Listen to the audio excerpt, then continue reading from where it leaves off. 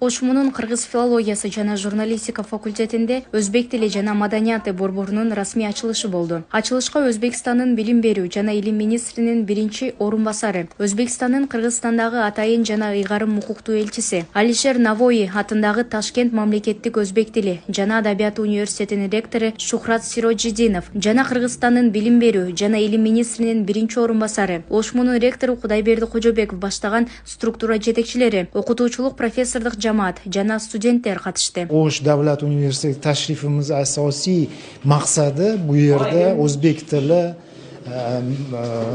madaniyati, adabiyoti markazini ochish. Bu juda biz uchun quvonchli va tarixiy dam desak ham bo'ladi. Mana bugun shu aynan O'sh shahrida shu eng Qirg'iziston Respublikasining eng nufuzli universitetlarining birida mana shunday o'zbek tili, adabiyoti va madaniyati markazi ochilishi. Аталган борбор компьютер, проектор, көптөгөн өзбек тилине, адабиятына, тарыхына, маданиятына байланышкан көркөм илимий адабияттар менен толукталган. Максат Ош мамлекеттик университети жана Алишер Навои атындагы өзбек тили жана адабияты университети менен байланышты бекемдөө.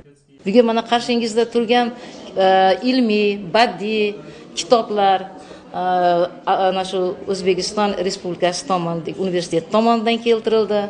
Xuddi shuningdek o'zbek xalqining milliy anjomlari, milliy simvollari mana shu bugun bu yerga keltirishning asosiy maqsadi, bu yerga kelgan tadqiqotchi shu o'zbek muhitida ijod qilib, shu yerda chiroyli bir ilmiy maqolalar yozsa va uning samarasi yaxshi bo'ladi deb o'ylaymiz. Борбордун ачылышынын жүрүшүндө Ошмунун ректору Кудайберди Кожобеков Алишер Навои атындагы өзбек тили жана адабияты университетинин ректору Шухрат Сироджидиновго Ошмунун ардактуу профессору наамын тапшырды.